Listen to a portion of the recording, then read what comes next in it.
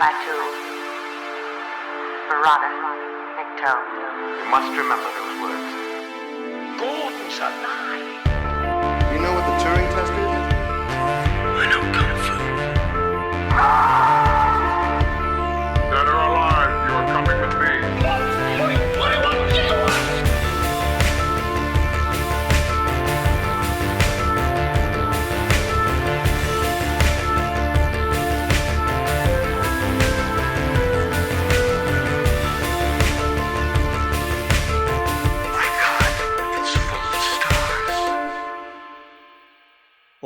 Ladies and gentlemen, welcome back to Stories Out of Time and Space. I'm your regular host, Scott Weatherly, and as always, I'm joined by Julian Darius. Julian, how are you doing? You okay? I am. I'm played in this reality by Michael Cera. What about you? Yeah, I'm played by Nick Frost. Excellent. Yeah. That just came to me. I was just thinking that who would play me. I'm thinking like Nick Frost would be a really good choice. Yes, ladies and gentlemen, we are kicking off Series 6 of Black Mirror. We are into the final home stretch. And we're going to be starting off with, obviously, episode 1. Joan is awful. An average woman is stunned to discover a global streaming platform has launched a prestige TV drama adaptation of her life, in which she is portrayed by Hollywood A-lister Salma Hayek. So let's start from that. So, Julian, what were your initial thoughts then for Joan is awful? This is a flawed episode, but I kind of love it. It took me a while to get into it, but the multiple, the joke is sort of like, as she sees Salma Hayek playing her, Salma Hayek sees someone, goes back, and at the end of the first episode, sees, who is it? Kate Blanchett. Playing her. Kate Blanchett, right? Mm-hmm. Playing her on TV. And so,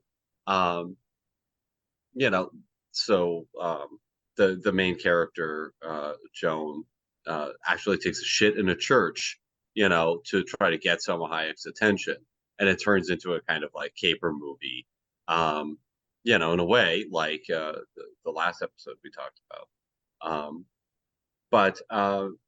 And then you find out even this is, a fictive reality, which is what allows for its kind of caper tropes and stuff. And I really enjoyed that. So I trust that you were less charmed.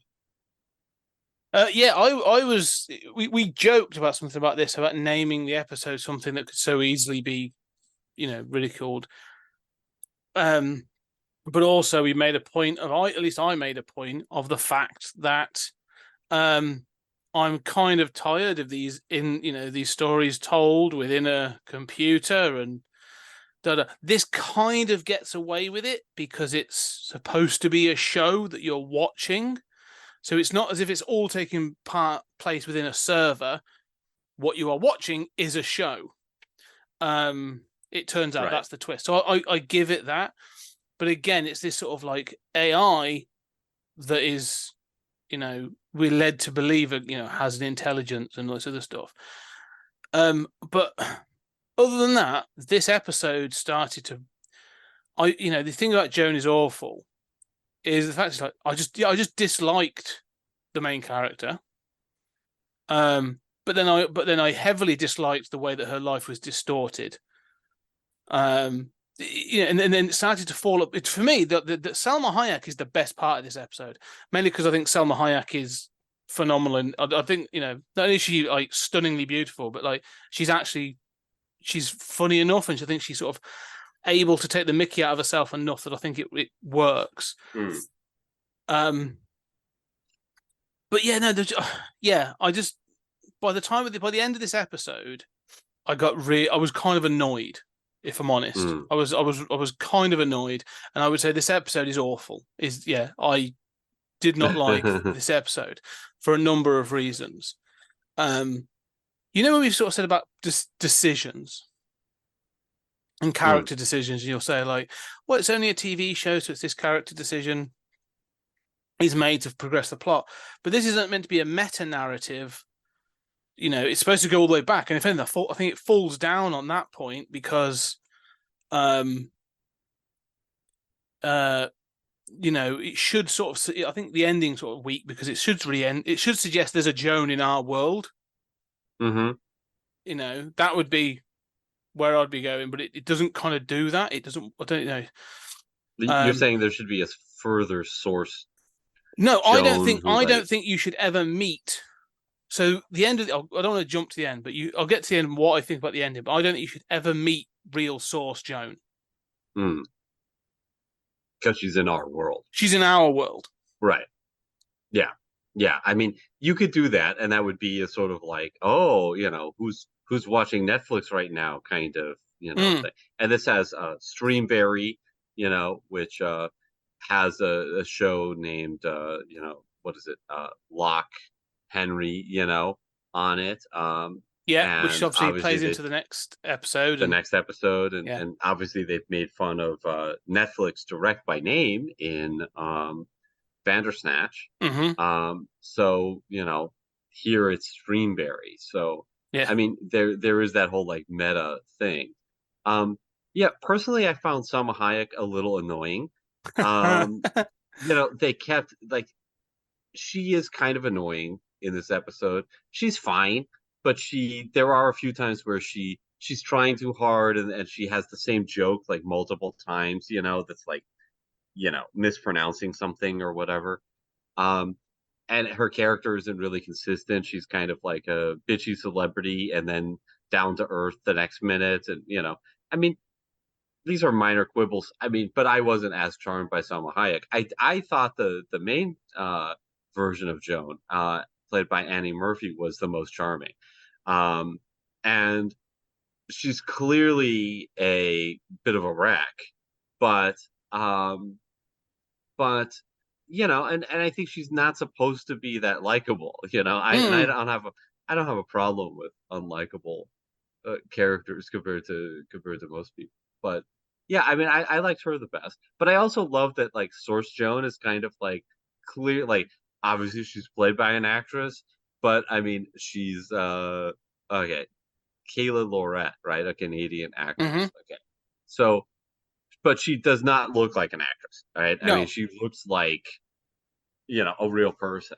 And especially, we get so used to seeing like these buff guys and, skinny women in these movies that every once in a while you see like a real person with kind of like scars on their face and, wrinkles, and you think, oh yeah, all of these people are real, a plastic version of reality. Yeah. And so that played into this very nicely for me.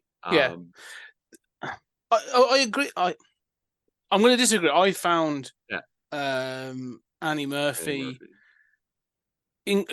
Where I found, I think because I kind of just love Salma Hayek. I always have. Like, I think, she's one of those actresses I'm like, I'm not going to watch everything you do because you do all your arty stuff. Like, she references Frida in this, and I'm like, I've never watched it, but like, I'm sure you're good in it. Well done. But I've always kind of liked Salma Hayek. So I enjoy her presence in things. But Annie Murphy just gradually got more grating on me as it went. And it was a bit like from the very get-go. And this is the thing, like, when you learn, each level seems to be a sort of a more amped up version of the previous level, right? So obviously when you sort of see, let's say, level 1, there's Source, and then there's level 1, all right? So we're watching level 1 Joan. And then, so you see her interaction with the, she fires the woman in the office, right? When that's one of the first things you sort of see.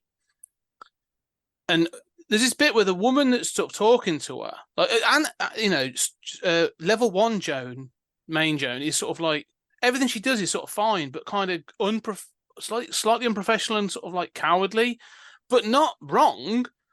Like, the woman that she's firing is like, well, look, the board have made the decision. I don't know. This is more of an American thing where they're like, you're gone. Like, you can't do that in the UK. We've got to give you notice. But like, we're not going to follow up with the work that we've agreed with you to do. We've got other priorities. It's not my decision. It was the board. But then then she's going, but I've just put down a thing on a house. I've just done this. Joan, what, I can't believe you're doing this. And it's Joan. I'm like, no, that's not how employment works. Like, you can't beg, Yeah. I know you can beg, but like, it's like they've set up Joan to be like this coward or whatever. And I'm like, not really. She's just doing her job. Like, it's just, and obviously then the next one makes her be a real bitch and stuff. But then it makes me think, well, what was Source Joan's interaction? Yeah. But all of them sort of like, Ramp up the drama a little bit. Yeah. Yeah. So it just felt a bit like, I'm like, yeah, she's, it's not really her fault. And then she increasingly does things. I'm just like, this sort of makes kind of less sense. Or like, your behaviors are becoming more erratic. But like, it felt a little bit like that, we said about the last episode with the Ashley 2 thing, where it was 50-50, like half of it was one thing and half's another. Like, this feels a little bit the same, where it just sort of, it ramps up to almost to almost like you say, farcical comedic levels, but the tone at the beginning just doesn't feel that, and I don't feel the transition is smooth enough for it to carry it off. Yeah, I think that's fair. I do think that it shifts, right? But I think that there are, like, basically there's an explanation for that shift. In the Ashley 2 episode, it's just the world pivots, right? Yeah. And you're in a different genre. This kind of pivots into this sort of farcical thing, but that's because, in story, that's because Salma Hayek joins and, is ready to do this, heist. And, that gives them a sort of impetus, and a power to get in and do this. And then she starts egging, Joan on. And then by the end, you realize that, right. I mean, it pivots, but you're watching like the heist episode, right? So to me, that justifies it. To me, that, I'm not as bothered by it. I'm not bothered by I do think it kind of starts as a very different episode, though. I mean, it starts before the metafiction as just kind of like, here's a day. And don't forget, she has this secret meeting with the ex-boyfriend, whom she kisses. So one can imagine like that probably happened at source level, but maybe they didn't kiss, maybe they, it was just like, okay, maybe it was a little less scintillating, a little less, obvious that she's not into her fiance. So, yeah, I mean, I don't know. I'm okay with the sort of shift of tone more than you are anyway. I mean, I note it. What annoys me is the Salma Hayek part of it. What annoys me is that she's like so down to, she's like, yeah, I'm totally ready to break into Netflix, right? I have no problem with doing these illegal actions, destroy the computer. I think somebody who is, well, this is where it's sort of, and plays in a system would be a little better at doing that. Yeah, but well, okay. As we say, this is level 1. So, but beneath that is somebody else. Obviously, there's Source Joan, and then sort of like she's doing it with our Joan as the actress, Annie Murphy. So in her version, Annie Murphy and her snuck into Netflix or Streamberry, right? So I like that there's a continuation. Like, there's a continuation of the growth. I think that was kind of cool. And I wanted to sort of get to this point about the metafiction towards the end, but this decision she makes, like everything that she does spirals, right? So it does spiral, and so she sort of but one of the things I thought was interesting, and this is where you say about little things, like, start to bug me, and I think this is where I'm sort of like, I'm getting to a little bit with Black Mirror, that this tries to go into sort of comedy, and I don't think Charlie Brooker can't do comedy. Like, he's not as funny as I think he thinks he is, because they have these there's the whole thing with like the lawyers, where the lawyers are like, it's a contract, it's ironclad, we can't do this, we can't do that. And all I'm thinking is, because so Joan loses her job because she breached her NDA. No, she didn't breach her NDA. Technology was used that was allowed into the office that actually, like, Streamberry being able to use there's a contract in or your terms and conditions says that we can use your likeness and da da da da da da da, and then but it's not actually Streamberry that's capturing your voice and information. It's her phone, so it's actually the device. So what have they got? That means they must have. Applications do this and that kind of thing. And you go, okay, well, in that case, I'm not going to go bother Streamberry. I'm going to take this directly to Apple and go, you are actually the one that broke the NDA, and actually I was the company. I'm going to sue you. So there's all these little things. I'm like, I know it's convoluted, but it bothered me. They were like, no, it's ironclad. And I'm going, it really isn't. Like, this is ridiculous how I believe this is to be ironclad. And then the decision that I wanted to bring up just to throw in was this idea to take a shit in a church. Yeah. Which something similar to it clearly happened in the real world to get Annie Murphy's attention.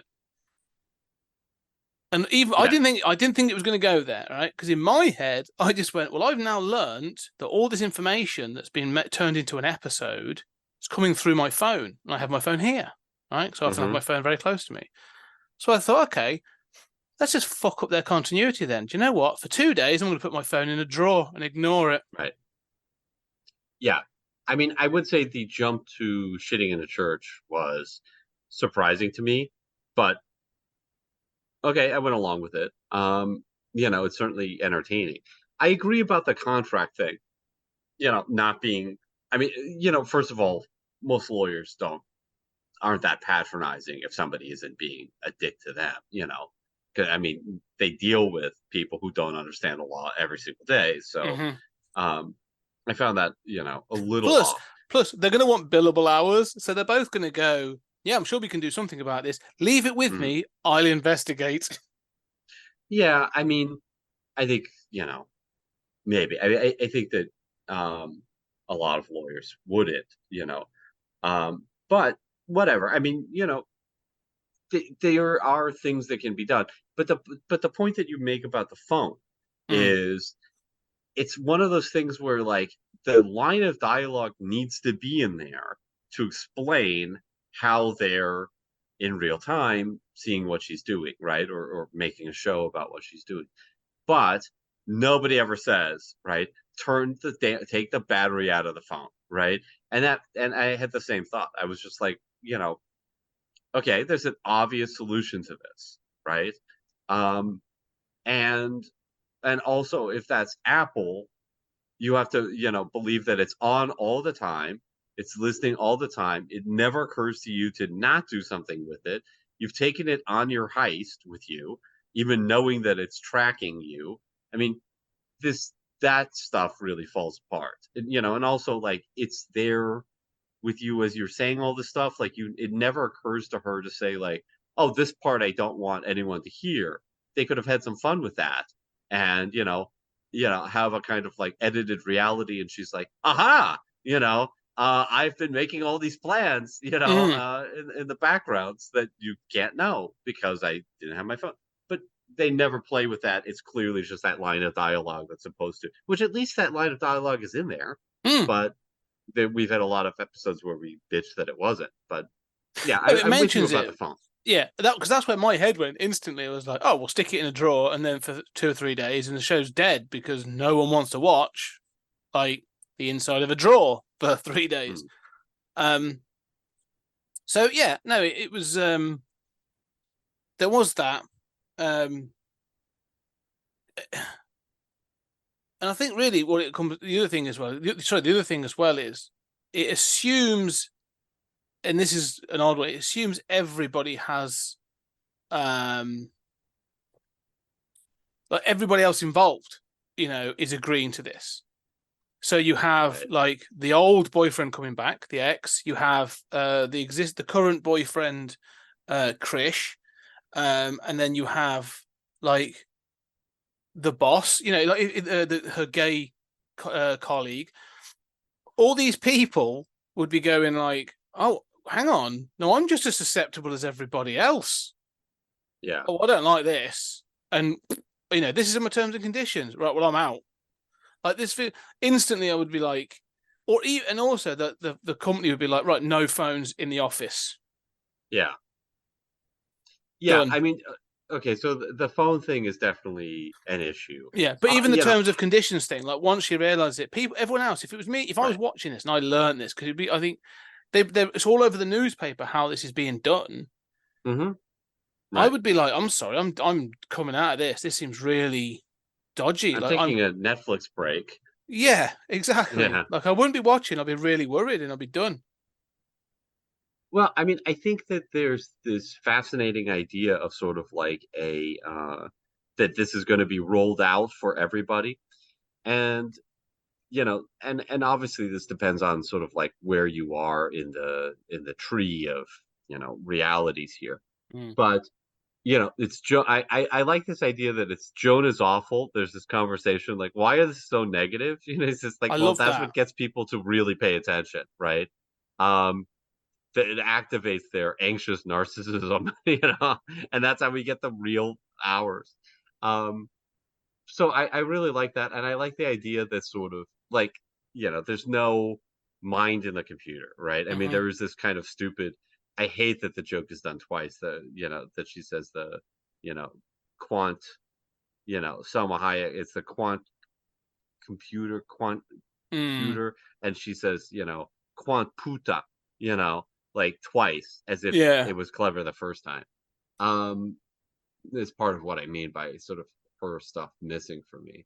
But yeah, I mean the idea is that this is going to be rolled out for so everybody has individual versions of their own life, right? Which is fascinating and something, Infinite. She says to it, infinite content is how she describes it. right. I mean, now obviously there's computing cost to this, right? But I mean the quantum computer is a MacGuffin. It's a Hmm. bit silly, right? But I do like this sort of riff on the idea of personalized content, Mm. right? And how we know, like, my internet is not the same as your internet. We have not just ads, but increasingly, websites are different. Yeah. Stories are different. And this is going to happen more and more, and it's a sort of scary thing, especially with people being in their bubble as it is with news and everything else. Um, so I did sort of like the okay, your AI has prepared your day's episode, your week's episode for you of your life. I did I, rather like that idea. I like the idea. I did actually. I kind of like the idea. Going back to the other, I like the fact they'd rolled out like Joan is awful isn't the first attempt they'd made at this. There was like a Paul is awesome, and like Mm-hmm. it hadn't worked because it was too positive. Yeah. So I did like that like we do thrive on drama and that, you said that anxiety and that sort of thing. So I thought that was a really interesting comment.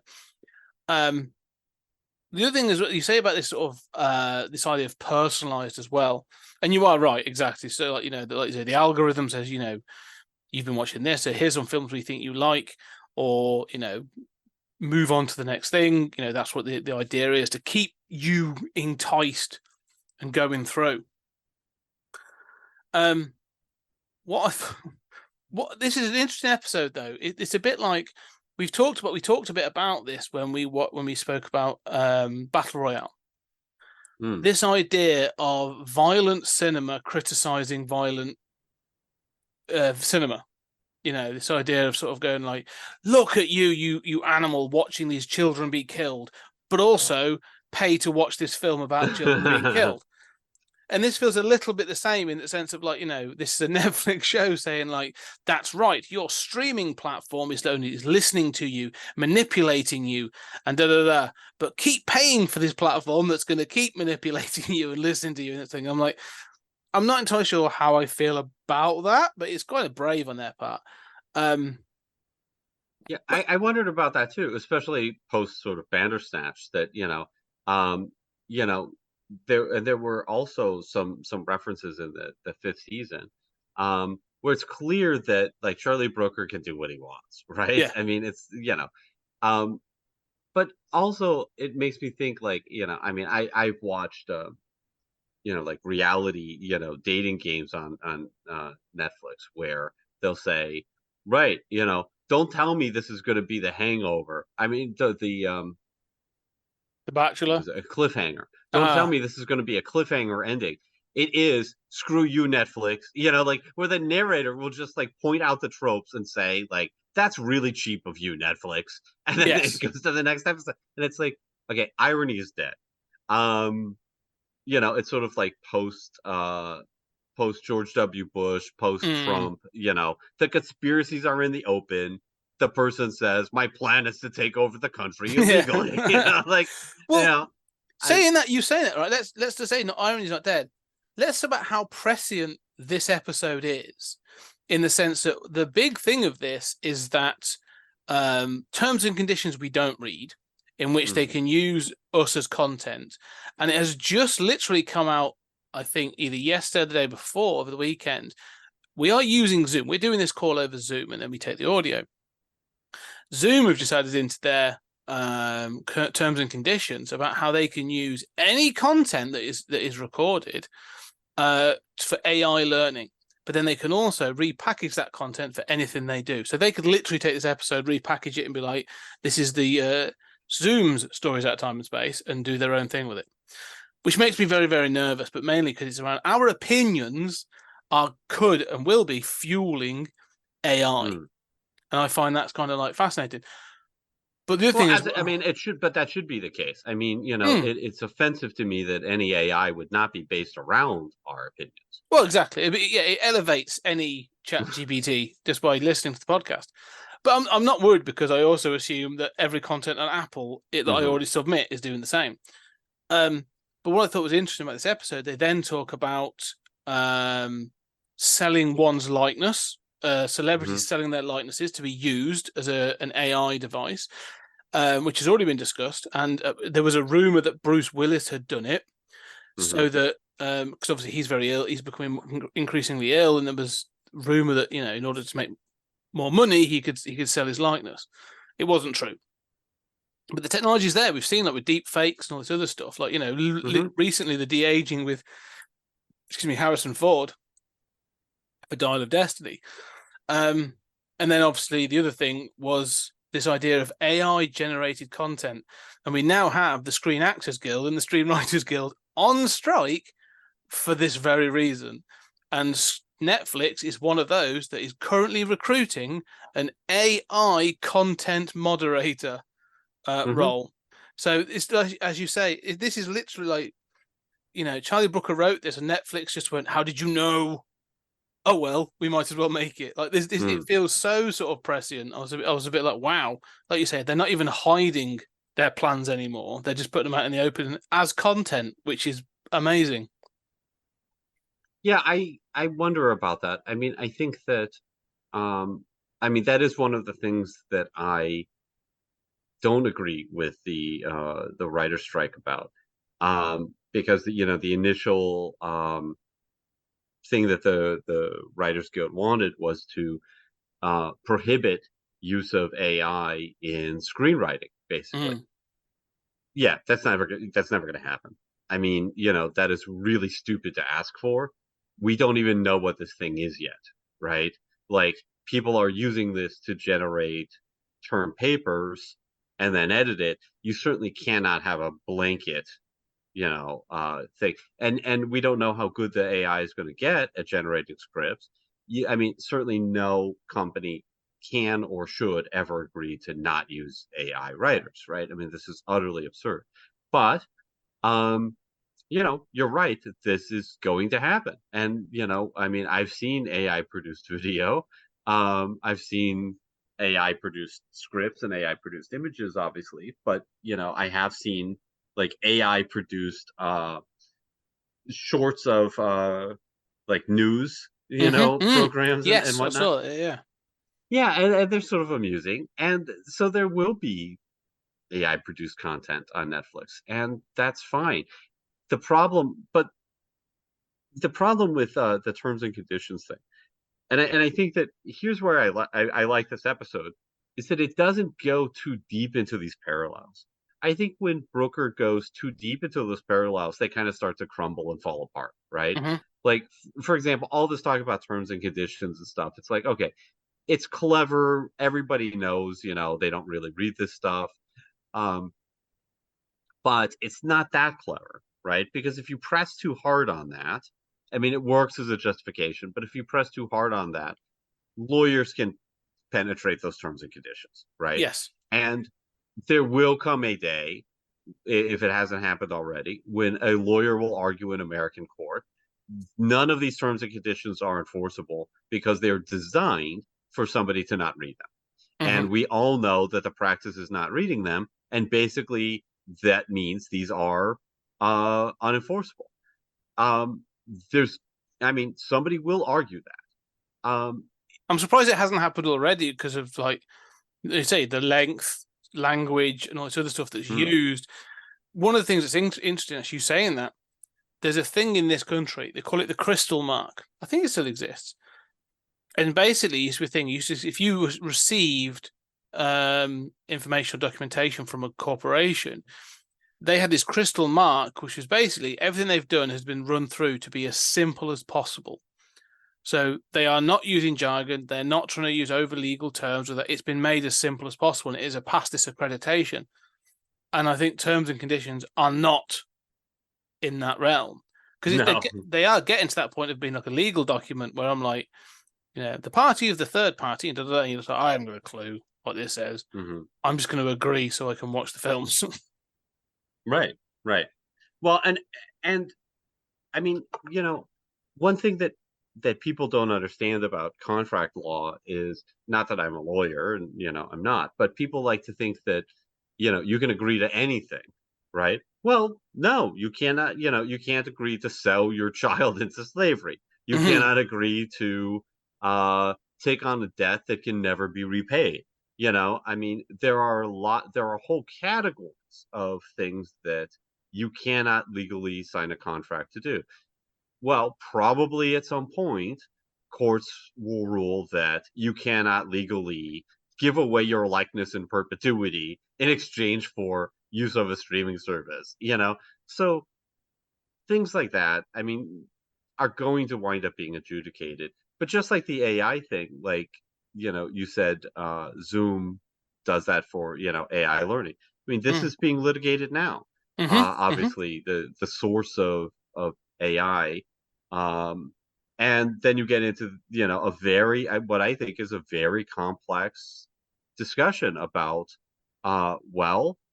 this tantamount to a person looking at an image in, an art book, or, reading a comic and going on to make their own comic, right?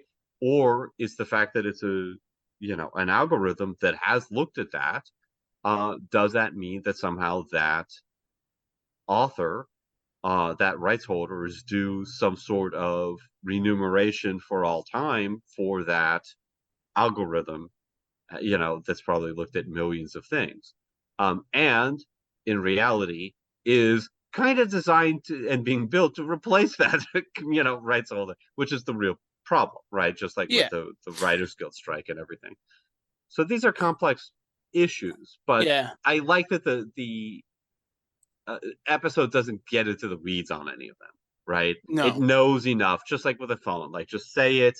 Don't press on this stuff, because Brooker's stories kind of fall apart when they rely on something a little too much.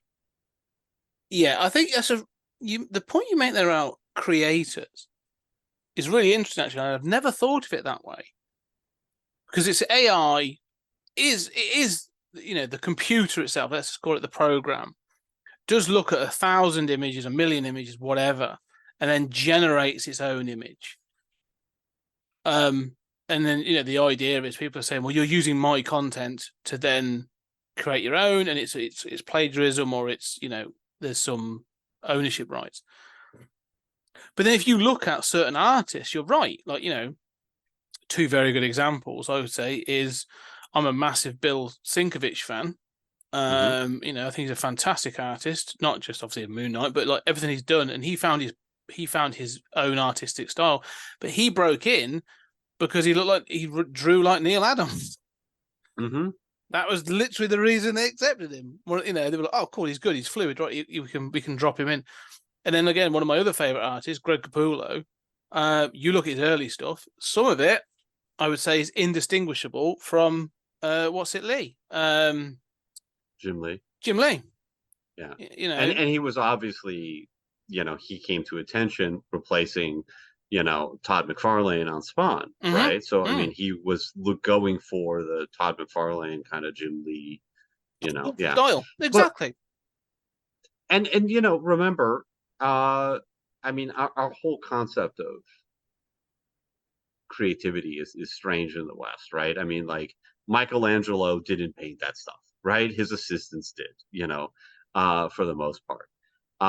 That's true of a lot of great artists, I mean, this idea of, I mean, of originality is a little bizarre. And don't forget that, like, yeah, I mean, there were people who went through all those 60s comics and enforced the house style by just redrawing, Yes. Jack Kirby and all the others.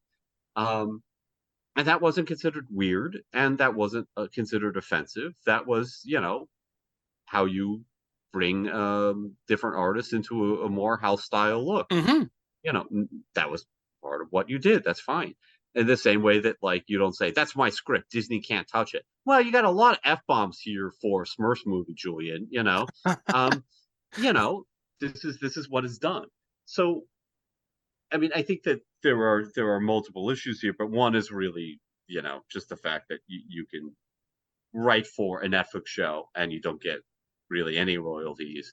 You're still working at the soup kitchen, after working at the coffee shop and getting your food at the soup kitchen, maybe, after you've gotten the big writing gig, and that shouldn't really be the case.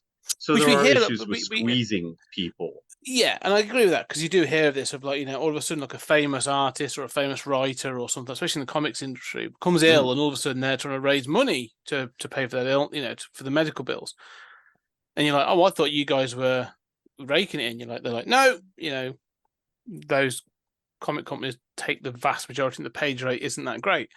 So yeah, no, I do get that, this high thing, and I think this is where this episode is interesting. We're close to time, so there's a couple of things I wanted to sort of address. So let's jump forward towards the ending. So there's two things in the ending that I wanted to address, and I think there were 2 points. So they do the sort of the caper, the break in to destroy the quantum computer thing.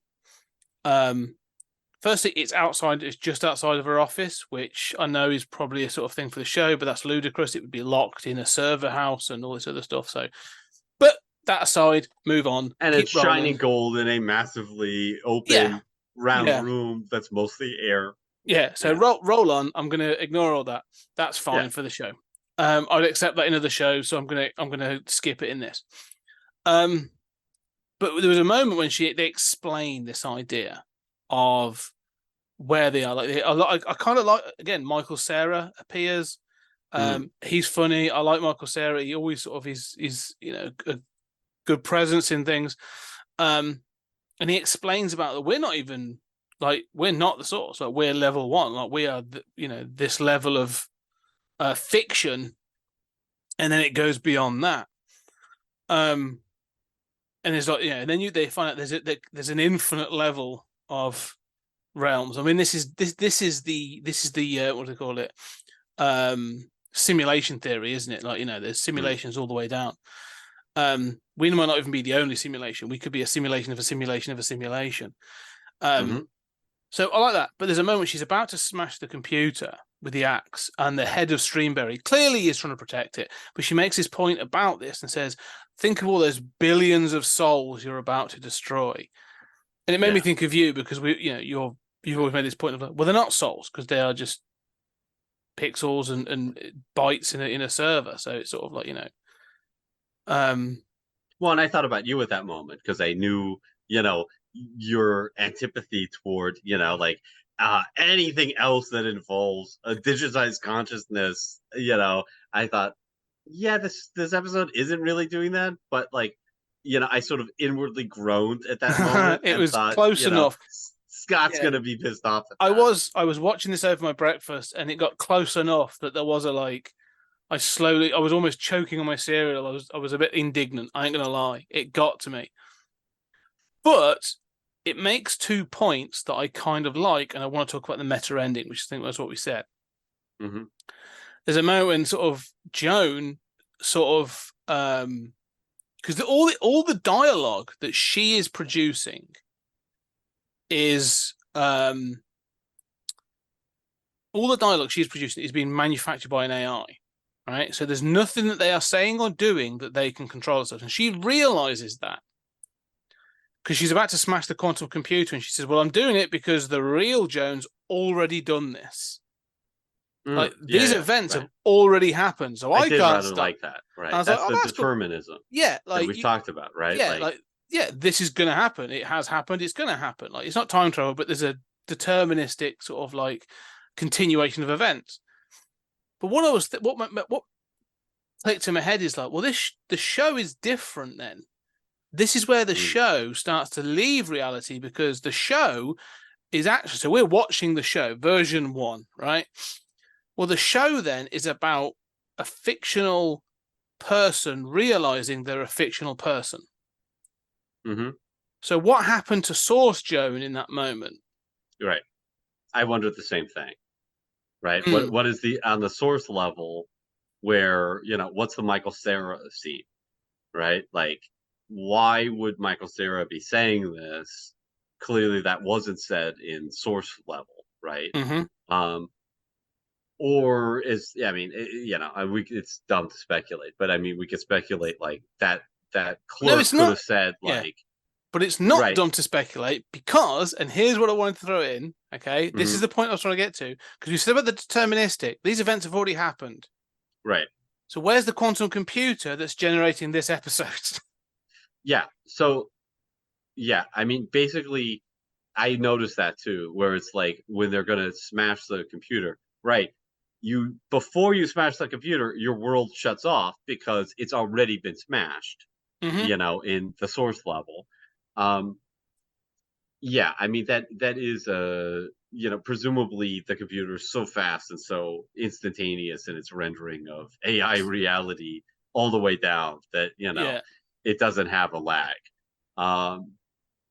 But no, I mean, we could speculate that the Michael Cera character is like a security guard who said like, oh, you know, you're on the source level, but the others are, I mean, something like that, right? Yeah, they There's can something explain that it. You could, gets because it's obviously the Annie, what's it that's there as well, and so yeah, because they're watching. So Annie Murphy, that they're both there, Mhm. and yeah, there'd be that conversation of going like, yeah, well, you're here in the real world, but like, yeah, that version of you is then Kate Blanchett, is then Selma Hayek, is Kate Blanchett, is so on and so forth, and explaining that here's all the people that actually have sold their digital likeness to be used in the shows. So there's actually a version of this where Kate Blanchett is running around with somebody else, right, playing her version of Joan. right, for sure. So yeah, there was all that little thing. But so this meta ending then. What were your thoughts on the meta ending? Well, so we're back in the in reality, right? For the first time, we see Source Joan, which I think is really rather charming. And she winds up goes to a therapist, and she's running a coffee shop. And Annie Murphy, who apparently has kept in touch, you know, um, stops by and gets a coffee. Yeah. Yeah, I mean, I found it quite charming. I thought the ending, and Black Mirror is filled with sort of nods to metafiction, right? Mm-hmm. We've talked about it, but I don't know that it has had a very real metafictional episode before this. Where What is Yeah. the closest that it's maybe had? I mean, Um, USS Callister has multiple levels, but Possibly. it's not really metafiction, No. right? I mean, Bandersnatch, there's the Netflix endings, right? Play test, maybe. Yeah, Because when does the yeah, game end? Maybe. right. They're the kind of things I don't know. That's about it, really. But What I there's would a say lot is, of like metafictional dialogue and like yeah, little yeah, yeah. nods Oh yes, throughout it's Black Mirror. been, But yeah, but this is the first sort of metafictional episode, and I found the ending quite charming. I think the yeah. ending is much better It, than the okay. beginning. What about you? Here's no. All right, Okay, so you have here's a complaint, no, Scott. not complaint. No, I do like this idea of, you said, sort of like, and I don't want to say an ordinary person, because if you look at her IMDb, she's got a very attractive photo and all this other stuff, right? She's still an actress. It's fine. Hmm. This is not my problem with the end of this episode, but I feel this is a problem with metafiction I have. Especially if you're at Netflix and you own and you run this whole thing, right? Hmm. One of the things I think is what the reality. This episode wants to say, "Oh, reality and streaming are blurring." Da da da. Right? Do you know when Deadpool was being advertised and like Ryan Reynolds was being Deadpool? Like, he was literally Oh, doing like yeah. turning up on TV shows, and it was all like, as Deadpool. Like, the guy who played Slater in Saved by the Bell. There was a whole thing we did an interview, and there's always like those things kept coming out. Sure. Like, there was a meta ad campaign. Right. Yeah. Right. And I was like, that was clever, but the film's not really having a meta narrative, sort of. But Not like, really. Yeah. but like the He ad talks to the campaign camera, right? yeah, And he fourth breaks wall the fourth wall, breaking, but but like, that's not the same no. thing. Yeah. So in this, we know that Annie Murphy is a real actress, right? She's on Schitt's Creek, which is now owned by Netflix. Okay. Mhm. So you've got all this stuff going on, and all I was thinking is, and I hate when it does this, because it's like, this is a meta narrative. Well, this is the source code, but I'm still watching it. Right? I was like, this. If I was Netflix, before this episode came out, I would have run a hoax news story where the head of Netflix had been broken into and there'd been a security scare. Mm. And I wouldn't have given much away, just that there'd been a scare, there'd been an event, no one was hurt, but there'd been this person broken in and it's being dealt with. But and the people were like, "Bloody hell, what happened at Netflix?" And then I would have ran Joan is awful, and I would have just got to the end, and when that quantum computer smashes, I'd have ended it there. Mm. And I'd have said, then I'd probably put like an exclaimer or something at the end saying, Joan was not the real name of the person that it's based on, and NDAs and contracts were signed that have allowed us to broadcast this episode, and left it at that. And then it'd be like, because that would have been, just something that would have tried to make it a bit more of a so try and merge that thing of like, yeah, try and blur the lines enough, right, and have it like, so Annie Murphy's a bit like, yeah, I'm I wasn't sure how this was going to go, and you could blur the lines with this to make it more interesting, to make it more believable that the source world is our world. Yeah, I mean, but there's one major problem with this, which is it's not Netflix, right? It's Streamberry. But that's fine. But they don't want to call it. They can still call it Streamberry, but like in the source world, but so it's what I'm Netflix. saying is like, okay, all right. So in the source world, you have to establish it's Netflix, but this is not true, right? I mean, that is not true in this episode, right? There's no indication that on the source level it's Netflix, right? As far as we know, it's just Streamberry, all the way down. So you'd have to address that in your like media plan, right? Which is a smart metafictional sort of thing to do. I like the idea. It's clever, but then you've got to go back to Charlie Brooker and say, wait a minute, the marketing guys now, we told you previously, don't use Netflix. Just call it Streamberry, disguise it, whatever. Don't use Netflix. We're now telling you the marketing guys want you to use Netflix. Put that back in. That's fine then, but that's where you'd be like, you'd have those conversations up front, or you could do something like.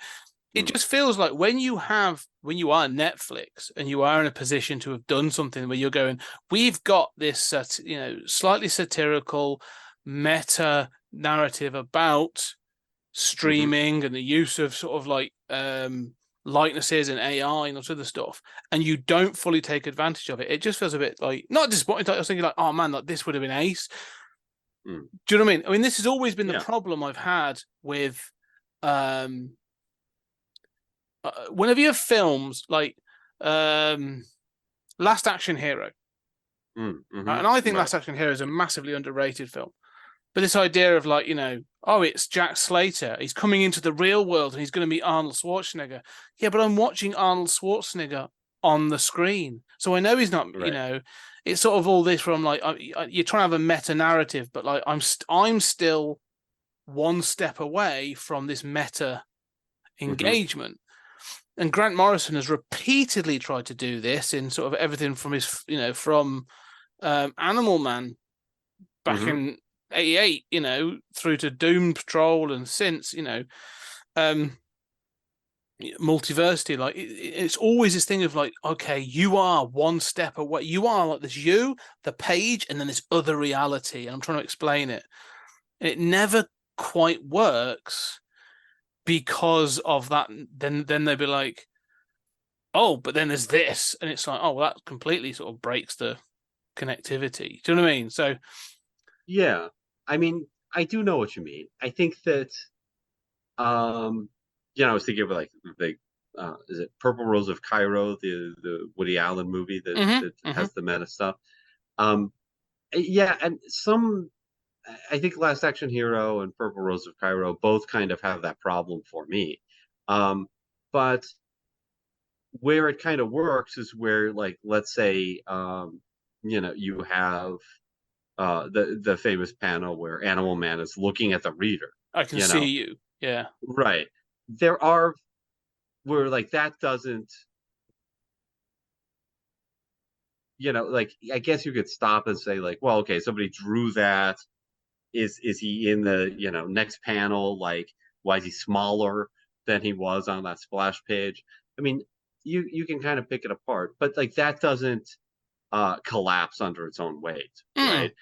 In other words, like when you're watching a character come off of the screen on screen, you are in a theater watching a theater, in which something's happening, and you're never like, oh, I'm a part of this, right? You're always still a level removed, and I think you can avoid that. Like with the Animal Man example, I mean, I think there are some cases where you can kind of avoid that problem. But you're right, that is a clear problem, and that is a problem here too, right? I mean, there's no clearly we're watching a show with that source level reality in it. This is not our world.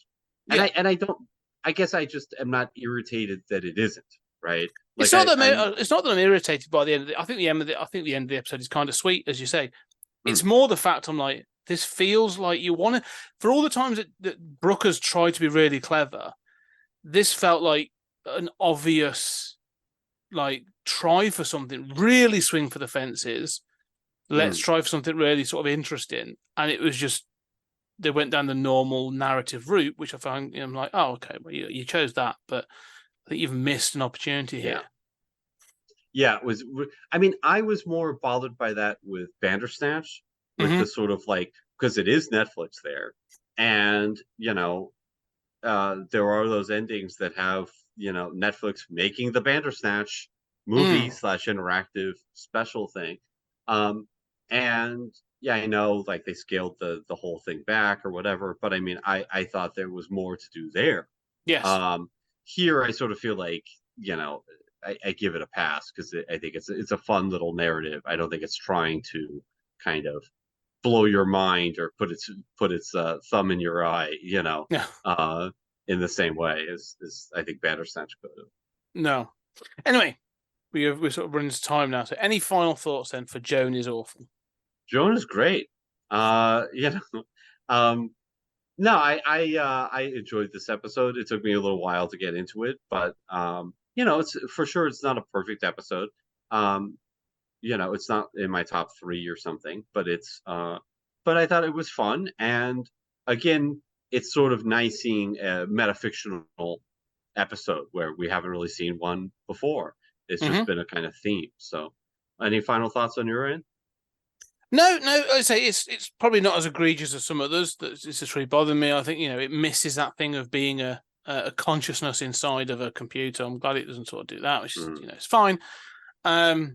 It's more of a missed opportunity for me. It's a bit of a disappointment. It doesn't fully work, but it's not the worst. It's not maybe Joan is awful is too strong. It's like Joan is meh. Yeah. Well, unfortunately, that's the reality with streaming content, right? Is most of it, especially Netflix originals, is like the goal is to be meh. The goal is to keep you watching. Joan is awful is really pretty meh. Yeah. But it's about you. You got to watch. That's it. Yeah. I can imagine this episode being me sat at my desk all day, doing more really tedious, occasionally going downstairs for a cup of coffee. Anyway, ladies and gentlemen, let us know. Do you think Joan is awful, or Joan is meh, or Joan is great? You got to get in contact. So let us know. It's at PodTimespace on X, and also find us under 20th Century Geek on all other social media platforms. And if you like what we're doing, please leave a review. What do you think of us doing this run-through retrospective of Black Mirror? And if you really like what we're doing, go check out our Patreon. There's a whole heap of other stuff on there. Me and Julian talking, or just me talking, and other things as well. So go check that out. Link down below. But for now, thank you, Julian. This has been a wonderful conversation. Julian is wonderful. Scott's amazing. That's what it is. Right. We're going for the positive, body positive, positive message, positive messages. Yeah. We're not going to go for the anxiety driving drama. But for now, ladies and gentlemen, thank you very much. And we shall see you on the next episode.